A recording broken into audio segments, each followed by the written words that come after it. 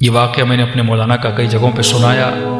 مولانا صاحب کہتے ہیں مجھے ایجنسیز نے پکڑ لیا، کسی اور کنٹریز کی ایجنسیز تھی، 65 دن مجھے کال کوٹڑی میں رکھا، بے گناہ تھا کہ میرے ہاتھوں کو باندھ لیا، میرے پاؤں کو باندھ کے مجھے سیدھا لٹایا جاتا تھا، اور جو میرے پاؤں کے تلوے ہیں وہاں بہت شدت سے مجھے مارا جاتا تھا۔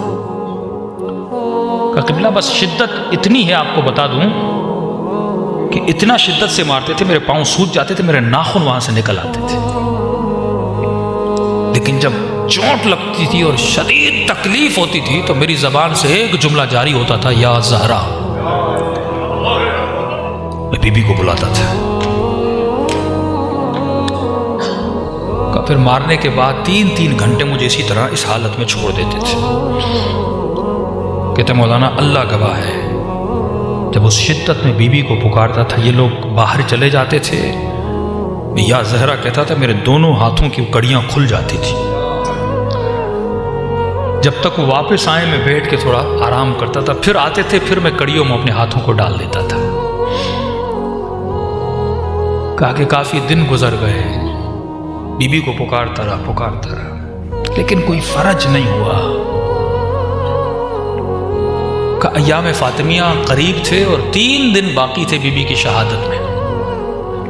میں اپنی کال کوٹری میں بیٹھ کر رو رہا تھا اور کہہ رہا تھا، سیدہ اتنی مصیبت میں نے آپ کو اتنا بلایا، اگر آپ کی شہادت کے دن سے پہلے میں آزاد ہو گیا تو مجھے یقین ہو جائے گا میں آپ کا ہی شیعہ ہوں اور آپ مجھ سے راضی ہو۔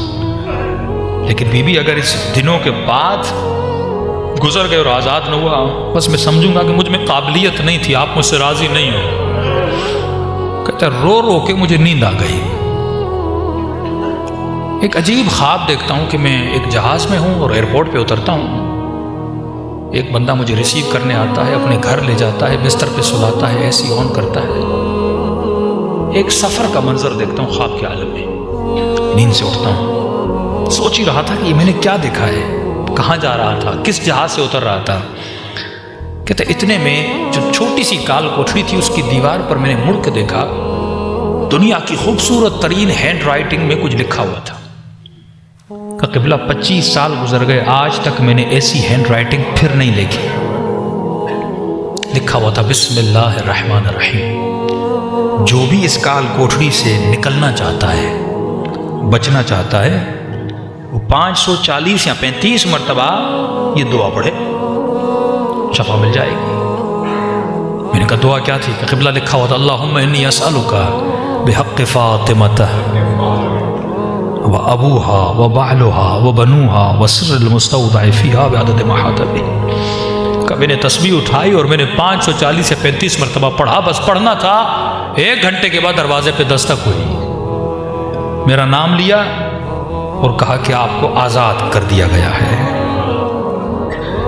اور مجھے لیٹر دیا، معذرت خواہی کی، ہم نے بے جرم آپ کو پکڑا تھا، آپ آزاد ہو۔ کہ جیسے آزاد ہوا فوراً گھر گیا، شہر میں اعلان کیا کہ 3 دن میں سیدہ کی مجلس کرواؤں گا۔ میں نے گھر کے دروازے کے اوپر بینر لگایا، یہ مجلس وہ کروا رہا ہے جسے سیدہ نے آزاد کروایا ہے۔ کہ یہ تعبیر تو ہو گئی۔ کہ مولانا میں کراچی آیا،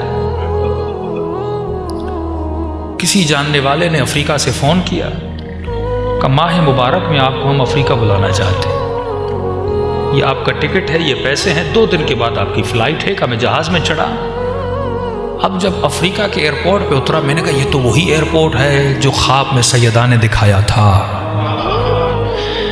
یہ تو وہی شخص ہے جس کو میں نے خواب میں دیکھا تھا۔